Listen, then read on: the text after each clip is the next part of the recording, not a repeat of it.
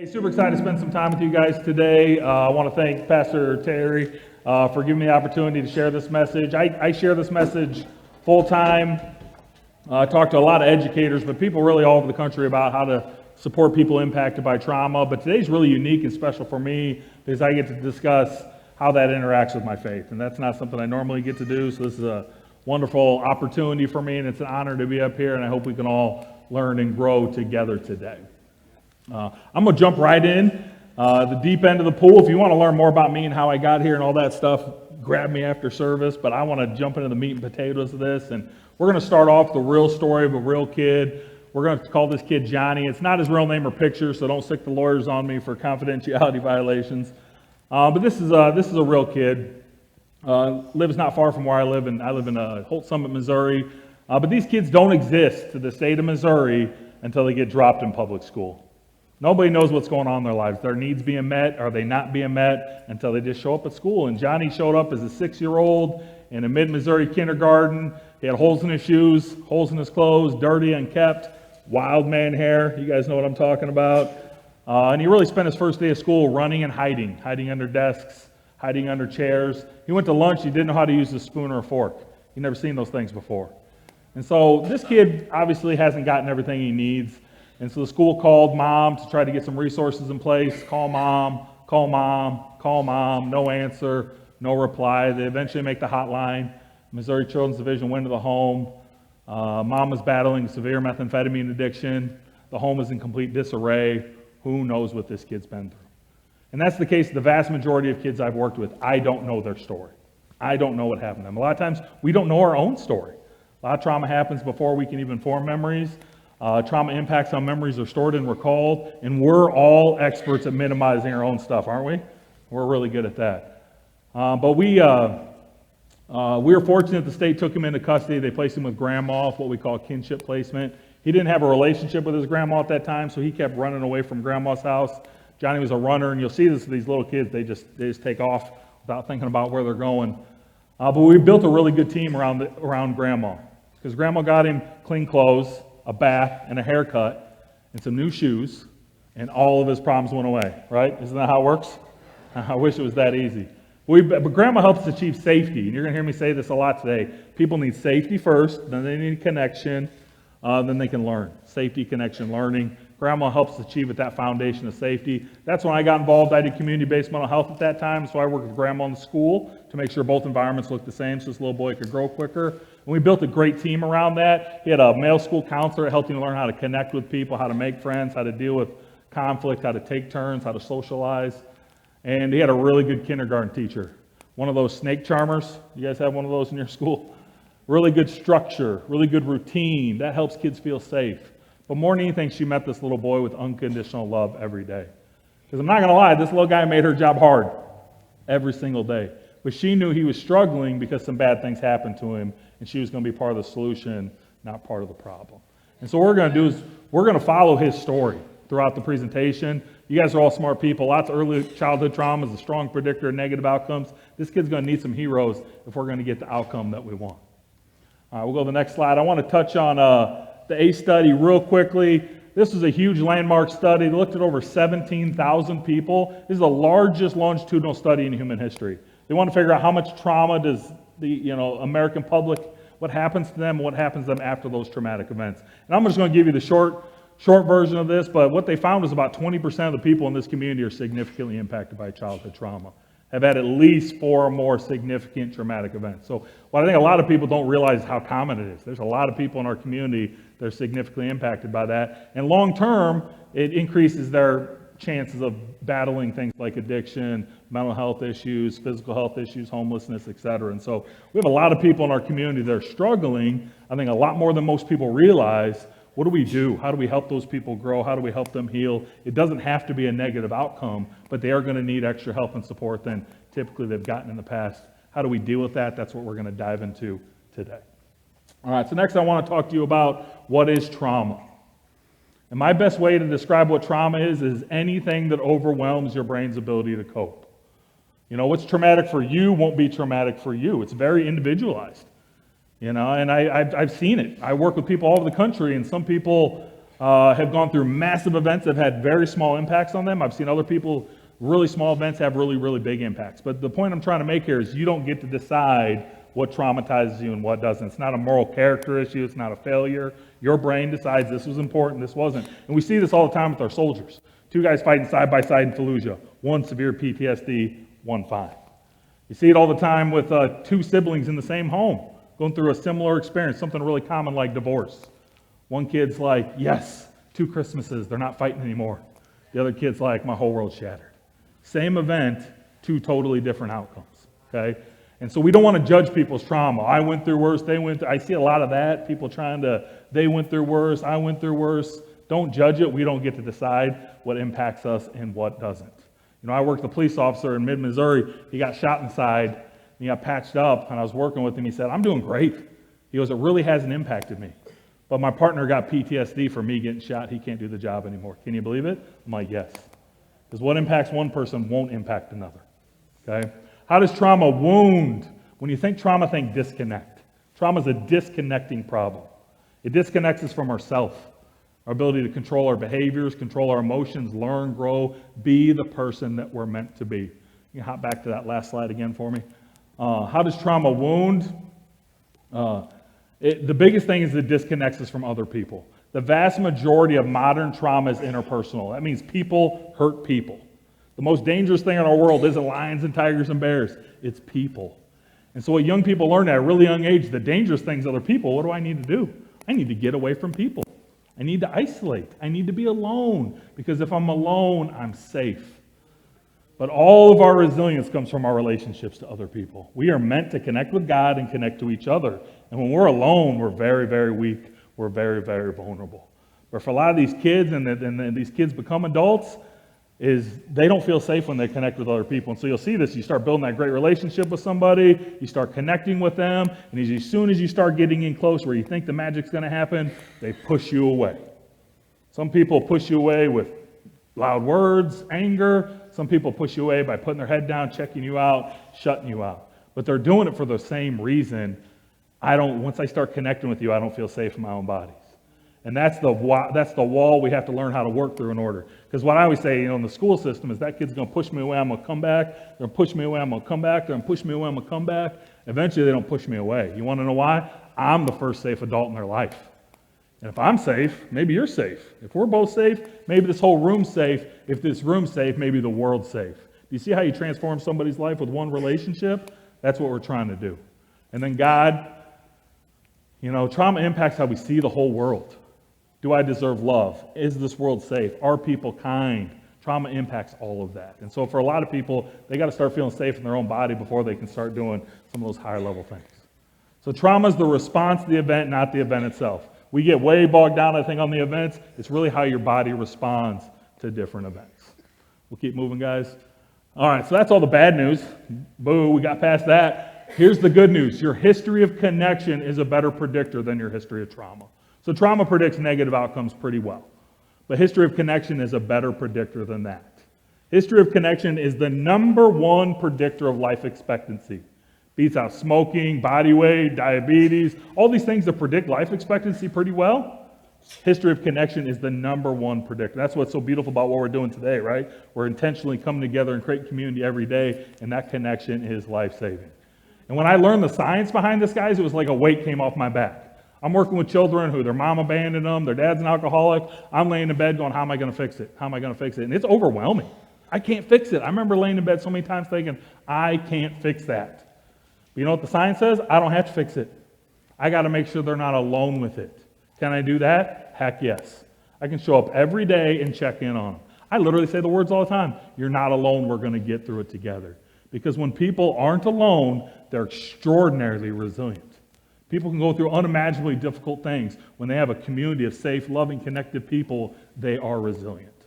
And so that's the answer to this problem. Now, what makes it hard is the ones that show up at church and say, nobody loves me, you love me. We love the heck out of those people, don't we? But what about the porcupines? It's hard to hug a porcupine, right? And so we got porcupines in this community too that still need our love, but they're really good at pushing us away. Are we going to be able to stay patient, stay kind, and be able to work past some of those defenses so we can get that life-changing relationship? Let's go on to the next slide. Come on back one more. Back to that Johnny slide, thank you. So let's get back to our boy Johnny. I wish I could tell you when every person would recover from trauma and thrive. Wouldn't it be great if I said, hey, just do this for 6 weeks, you'll never have another problem again. I wish it was that easy. I wish it was that simple.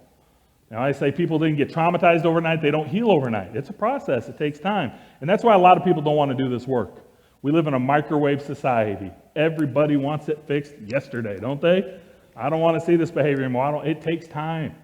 And everybody's on a different journey with how much time it takes. You know, I've had kids where I felt like I banged my head against the wall every day for years and made zero impact. That happens. That happens doing this work. And then I get a phone call 3 years later. Hey, Mr. Varner, will you come to my graduation? You graduated? You made a big impact in my life? I'm like, I don't remember it that way. I remember struggling every single day, right? Because these kids are like plants. The neuroscience tells us this. Every time you interact with somebody, you change their brain. Every single interaction changes the brain. But some of these kids, they're growing up these really extensive roots, and you don't see any change above the surface, so you don't think nothing's changing. But they are changing. You're just not seeing that outward change. Some of them, it takes years before they're going to bear fruit. That's that hard part for some people. Other kids bloom right in front of you. Thank God for bloomers. I always say bloomers is why I go to work every day. Bloomers is what gets you excited. Johnny was a bloomer. Every day I get to work with this kid, he'd do something amazing. I'll never forget when he quit running away from Grandma's house. You know what that meant? He feels safe with Grandma. That's a miracle. Once he feels safe, he can start connecting with people, right? I'll never forget he made his first friend at school. Now he's safe and he's connecting. Now he's able to learn. I'm driving him home from school. He's singing this banger ABC song. It's a pretty good one.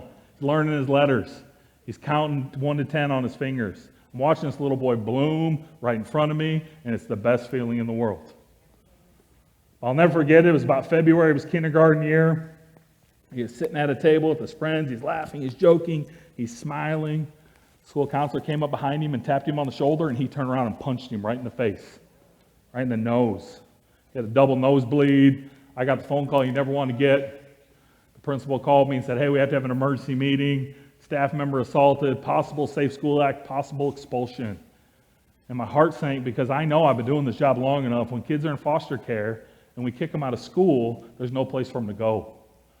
So we put them in residential facilities, 6 months, 18 months. We rarely get the outcome we want after that intervention.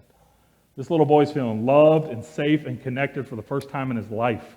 And depending on how this meeting goes will probably determine how the rest of his life goes. He needed a hero in this moment. So what's going on with Johnny's brain? We make mental health way too hard. We make mental health way too complicated. I'm here to make this stuff simple today. Okay, what happens is we name all these disorders, and all this stuff has a place and a purpose, and I'm not trying to diminish it, but we make this stuff really, really hard, really, really complicated. You get a file on somebody, and every page says disorder, disorder, disorder, disorder. It just makes everybody want to step away. And we go, man, I hope they hire a social worker to fix that kid, you know. I don't know what to do. I'm going to pass this one off. And it's the opposite of what we need to do, which is lean in. And if we're going to get more people to do this work, we got to make it simple. And that's what I try to do with my work. I try to make this stuff simple. So I'm not going to use a bunch of jargon today. We can help every person in this community if we just understand front of the brain, back of the brain. That's all you need. Front of the brain, back of the brain. Where are they at? The front of the brain is super cool. You guys all have this big prefrontal cortex. I think you're all there right now. When you feel safe and you feel connected to other people, you can access the front of your brain. This is where you learn. This is where you make decisions. This is where you do thinking, which is cognition. Thinking about thinking is metacognition. That kept some of you guys up last night, didn't it? You were thinking about thinking. But that's all front of the brain stuff. And look at this church. Look at this architecture, engineering, science, technology, music. It is incredible what we've been able to accomplish as a species because we have this robust front of the brain that God gave us. It's amazing. But the only problem with the front of the brain is it takes time. It takes time to do complex thinking. It takes time, to make decisions. You don't always have time. But we got the back of the brain. See that red stem back there? The back of the brain's instantaneous and automatic. And we have no control over the back of the brain. So you guys are all digesting breakfast right now. You're not thinking about that. The back of the brain does that for you automatically. Breathing, heart rate, blood pressure, back of the brain's got that on lockdown. Some of you guys would turn your blood pressure down if you could, wouldn't you? Can't control that. Back of the brain's got it locked down. So the back of the brain, laser fast, but no control. Front of the brain, slow, complex. Make sense? Now imagine if we had a bear come run in here and attack our friend up front. What's your name, sir? Clay. Clay's getting attacked by the bear. Oh no. Do you guys want to be in the front of your brain or back of your brain during that bear attack? You want to be in the back, right? Can you imagine your ancestors? A bear comes wandering in their home and they stayed in the front of their brains. I wonder why he's here. Why is he sniffing on my kids? What should I do? You know, if our brains worked that way, we all would have got Scooby snacked a long time ago, right? But our brain is amazing because we have this front of the brain that allows us to do all this amazing stuff. But whenever we get in a life or death situation, we have this little thing in the amygdala, a little thing in the middle of our brain called the amygdala. That's a weird word. Think smoke detector. It's the shape of like two almonds in your brain. It's just a switching station. And whenever we're in a life or death situation and Clay's bear attack qualifies, smoke detector goes off, front of the brain goes offline. We can see this on brain scans. Back of the brain lights up like a Christmas tree. The back of the brain can only do three things in that situation. Does anybody know what they are? Fight, flight, and freeze. And you don't even get to pick which one. Your brain picks it for you. And what your brain picks is the one that gives you, not Clay, the best chance of survival. And what's that going to be for all of us? Fight, flight, or freeze versus the bear. Which one gives us the best chance? Flight. You guys are all going to run out of here. You'll go home. And most of us will survive, and we can move onward, right? Clay will probably get freeze. What your brain wants to do is run. If you can't run because you're cornered, it wants you to fight. If you can't fight because it's a bear, you freeze. And Clay's going to freeze and hope the bear gets bored. Good luck with that, Clay, okay? And I know in our fantasies, we all like to think, well, if I was in that situation, I'm going to hit the bear at the chair. I'm going to save Clay. I'm going to be on the front page of the Warrington Times. But realistically, your brain will pick your survival most of the time. That's what science says, okay? If you have close familiar contacts, sometimes we help out more than, but I don't know you, Clay, so I'm probably running out the door too, okay? And so I just say that because I don't want you to judge people. We do a lot of that. There's a lot of shame. There's a lot of blaming and stuff, and that just makes it harder for people in their recovery when a lot of times we don't have control in those situations. And I learned a lot about this with history. Guys, I'm 44. When you turn 40 as a male, you either have to get into smoking meats or history. Pick a path, guys. It's coming. I got into history. I'm getting into smoking meats now too, but I got them both.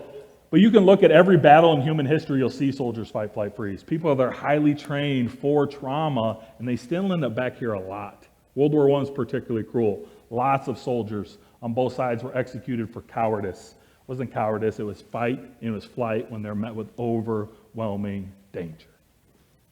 So let's move on to this. So we understand front of the brain, back of the brain, smoke detector, makes sense? Now here's the interesting thing about your smoke detector.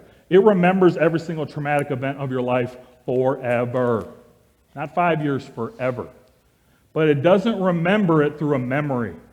It does it through your senses. What'd you taste, touch, smell, hear, see? Because what your brain is trying to do is predict the next traumatic event.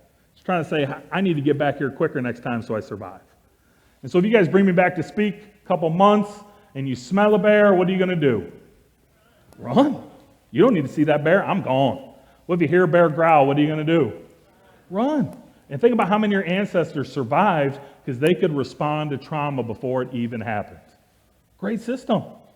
Great system. What happens when I have trauma on top of trauma on top of trauma on top of trauma on top of trauma on top of trauma on top of trauma on top of trauma? Ooh, not a lot of stuff is setting off my smoke detector, isn't it? Spend a lot of my life in fight, flight, freeze, not nearly enough of my life up here where I'm learning, making decisions, being the best version of myself. And that's what PTSD is. Too much time back here, not nearly enough time up here. Now, I have veterans that talk to me about this all the time. They'll say, my brain is perfectly adapted to war. My brain helped me survive before I could think so many times. But it's not perfectly adapted to life here back home, right? And that's the same thing. So many of our people in our community that have been impacted by trauma. They're being triggered. They're reliving their trauma frequently. And we're the ultimate adapters. You know, God gave us a brain that could adapt to our environment to thrive. And you see this with these two images. The brain on the left, you have these things called temporal lobes. And every time we feel loved and safe, they develop and they give us a lot more access to the front of the brain where we can learn to make good decisions. This kid on the right's the severe neglect case. But you can see those temporal lobes didn't develop because that kid didn't receive love and safety. But you see the back of the brain's really lit up on that kid because that kid's living in fight, flight, freeze because that's going to help that kid survive. Now, a lot of people think good brain, bad brain. I don't look at it that way. Each one of those brains is perfectly adapted to their environment. And so if I'm a kid living in the West Bank right now, or if I'm a kid living in Ukraine right now, the brain on the right is better. It's going to keep me alive. Alive is a lot more important than learning. You know, a lot of people say to me, you're telling me there's people in our community and the brain isn't perfectly adapted to learning and growth? Yes, but I'm not down on this topic at all because every single interaction we have with another person changes their brain. So the key to this work is when we have somebody struggling with trauma, how do we surround them with as many layers of love and support as possible? Because every single one of those interactions changes their brain. This is the thing I challenge educators with all the time. We get these kids for 13 to 14 years, 8, 9, 10 hours a day. Don't tell me we can't make the brain on the right look like the brain on the left by the time we're done with them, right? But unfortunately, the kids that need our love and safety and connection the most typically get it the least. The kids that need it the least typically get the most. We gotta see somebody struggling and be intentional about surrounding them with that love and safety. Let's go to the next slide. And that's why I always put this picture on my wall because it reminded me of that. You know, the first time somebody walked to that tree, there's not a path. You got to walk it over and over and over again to create the path. And that's why I was intentional about every one of my interactions of changing that kid's brain. I'm going to create as many of those every day as I can. Because here's the truth. I used to work in a middle school. I greeted 550 middle schoolers as they walked in my building every day. How many of them told me good morning back? 5? It's middle school, guys. They're really cool. They're the coolest people. If their friends aren't around, I might get a side hug. If their friends are around, they're like, I don't know who that dude is. Why do you keep saying? It's a therapeutic moment regardless. And so a lot of us are waiting for the person to give it back to us. And then if they don't, we give up on them. And what I'm telling you to do is you go out there and you share that love and that light every single day regardless, because that person is leaving you changed every time. We get enough people to do it with you, we're going to change that person's life. Let's go on the next slide. So fight, flight, freeze is how they're going to tell you they're in the back of the brain. So you might be like, how do I know when somebody's in the back of their brain? Well, they'll tell you with fight, flight, freeze. And we typically think punching, running away, staying still, but it looks a little more complicated than that. Here's a more accurate version that you'll see in the community. Fight is verbal aggression. Fight is physical aggression, but you'll see way more verbal than you'll see physical. Fight is high alert, hyper restlessness, can't sit still, anxiety. It's hard time sustaining attention in the school setting a lot. Flight is disconnection, isolation, avoidance. When they're little, they run away. They just go. If you ever work with a traumatized 4-year-old, they'll run out the door. They'll get underneath the fence. They're gone. But as they get older, they realize, I can't run away from the adults. They catch me every time. And so this is what they start doing about 3rd, 4th grade. And definitely through middle school, high school, into adulthood. Hoodie up, hair down, ear pods in. What are they trying to do? Disconnect. Because if I don't look at you, I don't talk to you, I don't connect with you, you can't hurt me if I don't connect with you. So that's what flight looks like as people get older. And then freeze is numb, freeze is foggy, freeze is disassociation. Okay? And so you might be looking at one of these. This is the one I do. This is the situation. That's going to help you go forward in your healing journey, whether it's you or somebody that you care about.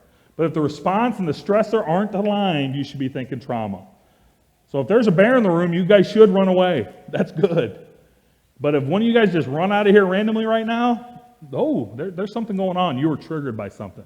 Does that make sense? And so if your behavior doesn't align with what's going on in your environment, that is letting you know there's some trauma echo going on in your life right now. Let's move on to the next slide. And so what I try to do is get you to be curious instead of furious.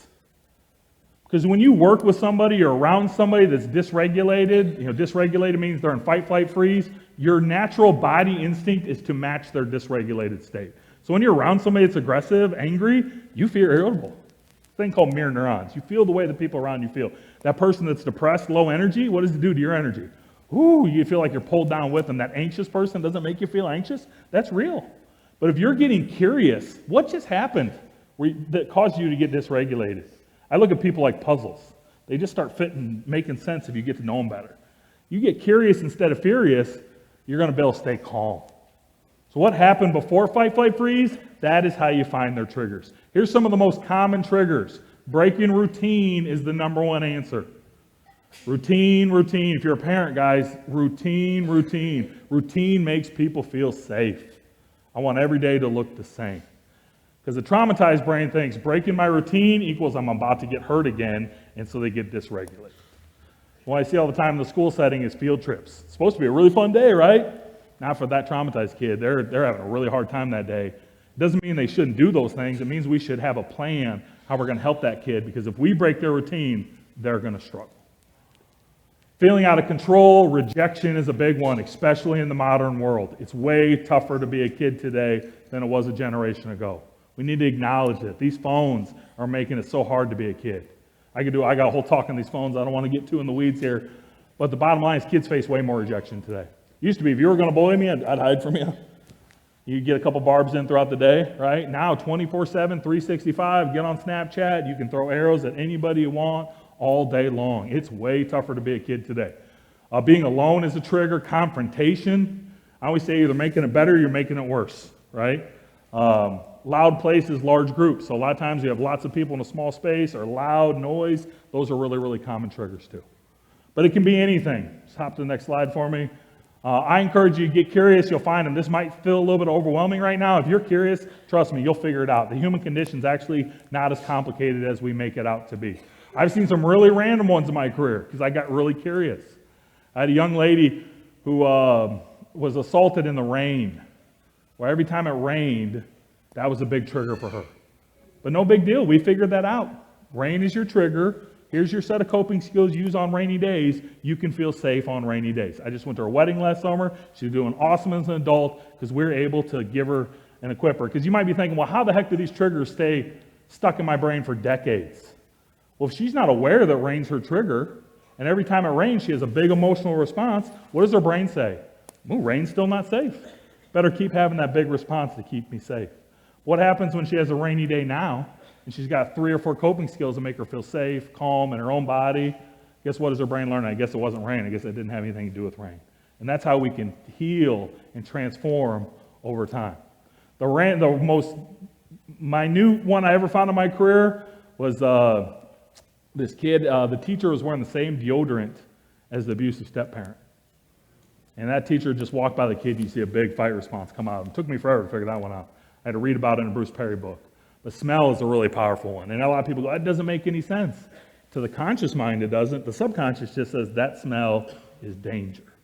And so you start getting curious, all of a sudden people just start making sense. But it doesn't have anything to do with you. That's the part where people get stuck. When somebody's angry, somebody's shut down, man, we feel like it's us, right? And I used to be the old school football coach. You're disrespecting me. You're ruining my day. What was I making it about? Me. It has nothing to do with me. Somebody else hurt that kid. I can help them heal, or I can reinforce that pain. It has nothing to do with me. It's not personal. It's all about safety. When you understand that, it's easier to stay calm. Jump to the next slide. So you probably want to know what happened to little Johnny. I showed up at the meeting. I'm worried they're going to kick him out. I'm thinking about residential placements. I'll never forget the counselor had gauze packed in his nose. And he looked at me and said, I love this little boy. This little boy loves me. But how can we let him back in our school? How am I safe? How is anybody safe if Johnny's in our school? Fair point, right? Because getting punched in the nose feels what? Personal. Bad too. But personal. But was it personal? No. And I don't know exactly what happened to this kid, but it's not hard to figure out, guys. Mom, addiction, all the bad people that come with addiction. Somebody grabbed that little boy from behind. Nobody was there to keep him safe. How did he survive in that unhealthy home? He fought. In my profession, we call that a maladaptive response. Isn't that a big fancy word for bad response? Was that a bad response? That was a life-saving response. But his brain does not know the difference between that unsafe home and his safe school. It only knows if somebody touches you from behind, this is how you survive. And we talked about Johnny's front of the brain, his back of the brain. We talked about how his smoke detector was overreactive because of the childhood experience that he had. And it was amazing watching the room shift away from safe school act, expulsion, throw this kid away, to what has this kid been through, how do we help him, how do we be a hero in his life. We make that fundamental shift on how we view people that have been impacted by trauma, who can't heal and be successful in our community. Let's move on to the next slide. I want to talk some tools with you. My favorite tool is this thing called neuroplasticity. The good Lord gave us a brain that can change. It's very adaptable. The younger we are, the more adaptable it is. Really, up until about 27, we have very malleable brains. But even I'm 44, I can still change. Just takes a little more time and energy and effort. But how do we change these brains? How do we rewire somebody's brain? Bruce Perry looked at this and he found that it only takes 20 seconds to create new neurons in the brain. Every single 20-second interaction changes the brain. And so the key is to target somebody that is struggling, surround them with as many loving, safe, kind people as possible, and when you do that, that brain actually changes really, really rapidly. I have people all the time that say, well, it's taking too long, and I say, get more people involved. Let's get more people to come to the table, and that brain will change quicker. Every interaction changes the brain. Go on the next slide for me. Anybody can provide these. I love social workers. I love therapists. Mental health professionals are a big part of this puzzle, but they can't do it alone. There's not enough of them. And so it's really anybody who interacts in that person's sphere, we need to get them to understand this stuff and provide as many of those moments as possible. And this is why I always say the science is caught up to the scripture. We're commanded to love God and love each other, right? When we love God and love each other, our brain can heal from these traumatic events. When we're alone and we're isolated, that is how we stay stuck. How do we surround those people with that love and safety? If you're a parent in the room, check out this next slide. There's a thing called the golden hour. The golden hour, if you nail the golden hour, they say your kids will turn out successful most of the time. It's the last 30 minutes before they go to bed. It's the first 30 minutes when they wake up. Do they feel safe, loved, and connected? And I remember when I learned this as a parent, I'm like, I can show up 1 hour a day. I can nail that golden hour. But it's really, really important. Right before they go to bed, right away when they wake up. If you're an educator in this room, that's your bus driver, isn't it? Are they trained on this stuff? Do they know how to greet the kids when they get on and off the bus? Are they making those kids feel loved and safe? It absolutely makes a big, big deal.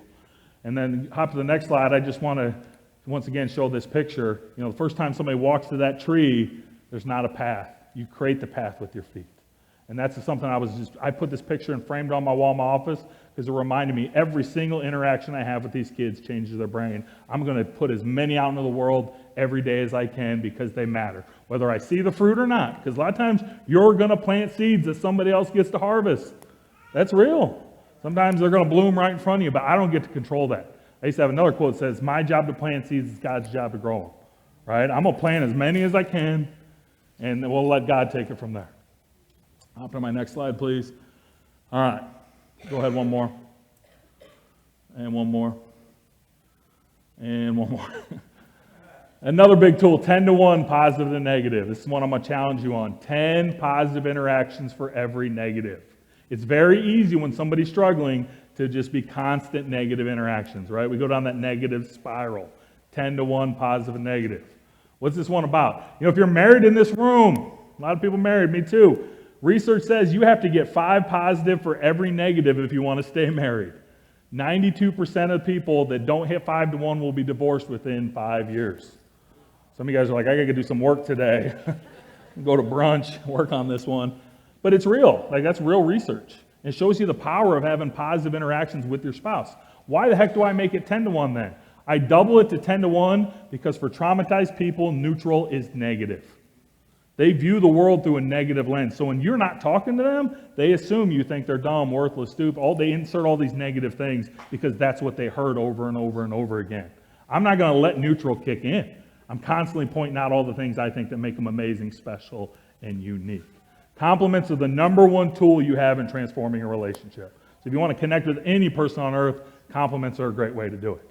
I had a guy putting on my lapel mic at one of my gigs a couple months ago, and he's like, man, your hair looks good today. I'm still flying high off that compliment 2 months later. And so if you see it, say it, right? We see it, we think it, say it. Say it. People, man, you make somebody's day with a compliment, say it. Jump to the next slide. Rules minus relationships equals rebellion. So this is a good parenting one. This is a good if you're a boss in the room, if you have people you're supervising, if you're an educator. A lot of people go, they're my rules, my way or the highway, and they don't take the time to connect with somebody. It ain't going to work. You're just going to get rebellion. Relationships minus rules equals recklessness. So I see this other one a ton too. People go, I feel sorry for them. They had a hard life. I can't hold them accountable. You're just setting them up for failure. So you can build a relationship with them, but if you don't hold them accountable, that's just going to create recklessness. That ain't going to help somebody either. Rules plus relationships equal righteousness. I learned this in a parenting class at church, but I think it equates to so many relationships in life. I always tell educators, second semester is miracle season. You're going to struggle first semester. But if you work hard every day to build that great relationship, the better the relationship, the more accountability you can give them. And so you need both of those things to get the outcomes you want. Next slide, please. Trauma separates us. Romans 12:15 instructs us to rejoice with those who rejoice, weep with those who weep. We are meant to connect with each other. And so we want to be kind every day. Guys, look at your neighbor and smile. Everybody big smiles? You guys are all faking your smiles, I can tell. Now, here's the cool thing. When you fake a smile, your brain still gives you dopamine. Isn't that cool? It's like, I don't know what's going on, but it's great. But that's not why I made you do it. I made you do it because it felt awesome to be smiled at. Every smile feels amazing, and the littler you are, the better it feels. Every smile is a therapeutic moment. Every smile tells somebody you're safe and I care about you. Why wouldn't we not walk around smiling all day? It makes us feel better, and it's a therapeutic moment for them. Smile more, please. But get people involved, create opportunities for mentors. The more people they're plugged into, the more likely they're going to heal and find their hero. And really, guys, we want to be like Jonathan. I think I met with a good friend of mine, Eber's a pastor. I was talking to Pastor Terry, about some great biblical stories of relationship, and I thought Jonathan was fantastic. David went through so many trials, so many struggles, but God gave him Jonathan throughout his life to help him buffer and be resilient. And I think we can learn a lot. First off is he warned David of danger. We all need a Jonathan in our life, and we need to be a Jonathan for somebody else. When somebody's getting off track, when they're doing something they're not supposed to do, are you there to warn them and to guide them away from those dangerous situations? Let's go to the next one. He made a covenant of friendship. They had a lifelong bond. You need those people in your life that are going to be with you during the valleys, the peaks and the valleys. I got 3 roommates from college. Every Sunday night at 6:30, we got on the phone for about 90 minutes. It's the best part of my week. When I got married to my beautiful wife, they're there. When you go through hard things in life like funerals, they're there. You need people that you're going to do this thing called life with, some battle buddies that are going to be with you through the ups and the downs. Let's go to our next one. Thank you. He encouraged David spiritually. You need somebody that's going to get you back on track when you're guiding off the path. For me, that's my wife.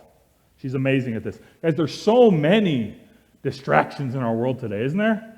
Just pick up your phone. They're all there. Get you into this political thing, get you into this mess, guide you into that mess, confrontation with this person, what'd so-and-so say at work? It's so easy to get off your path. My wife does a great job. She reminds me, you're in this world, you're not of this world. You're a spiritual being, you're here to do spiritual work. Does this align? Love God, love each other. It doesn't, then it's just noise. It's just distraction. You need somebody that's going to get you back in alignment when you're getting distracted by all the things in this world.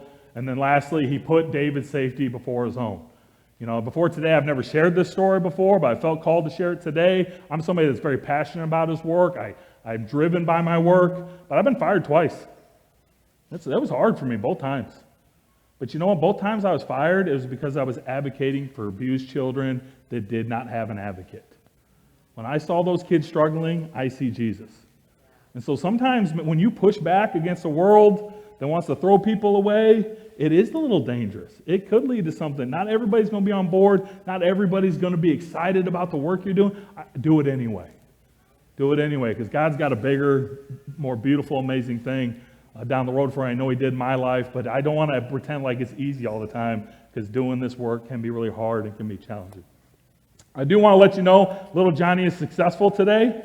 I've been doing this for a while. He's actually a middle schooler now. I've been at it. He lives with grandma still. He's got lots of friends. He plays sports. He's got good grades. I met with some of his teachers last year, and they said, that kid had trauma? You'd never believe it. He is a joy to be around every day.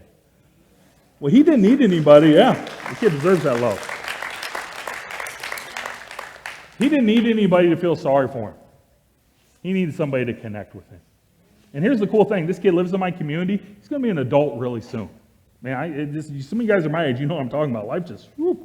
He's going to be an adult. Well, guess what? His children will not know what it's like to experience what he experienced. We're stopping that generational trauma. And I guarantee he becomes a helper. Because when you go through hard things and somebody helps you, you always become a helper. Maybe he'll be a pastor, maybe he'll be a police officer, maybe he'll be a teacher, maybe he'll be a coach. I don't know, but he's going to make our community a better place. And that's why I don't know how you're not optimistic about this work. If just half the people in this community got the love and help and support they need to recover from trauma and thrive, think about how different our community could look in one generation. We got half as many people hurt and twice as many helpers. Doesn't that sound good? That's the direction we can go on. I'm a big believer in post-traumatic growth. Go give me that next slide. This is, you go through trauma, you go through suffering, you go through hardship, you get the help and love and support you need to heal, and you become higher than you would have been without that trauma. You're more resilient, you're more empathetic, you want to help other people. It can be a blessing long term when you get the help and love and support you need. So this doesn't have to be a negative thing. I think it can be a really positive thing. If you want to hop to that next slide, I always think that tree is a beautiful example of post-traumatic growth. All right, we all grow a little different, but it doesn't mean we're less than. It can be a beautiful thing when we get the help and support we need. Hop to the next slide. The more healthy relationships a child has, the more likely they will recover from trauma and thrive. Relationships are the agent of change, and the most powerful therapy is human love. That's what works. That's what's evidence-based. And that's why I say the science caught up to the scripture. We're commanded to love God and love each other. Well, when we get those things, we can heal from anything. But when we don't have that, we get stuck. And so I encourage you guys today to be like Jonathan. Get out to people in the community that need us. I know it's hard. I know it's challenging. If you're struggling with something today, surround yourself with those amazing people, and you can heal and recover too. This is all my information, so if you're, I'll be out there. If you guys want to connect with me, if I can support you, I can help you any way. This has been a blessing being here today. Thank you for your time, and I wish you guys nothing but the best. Thank you.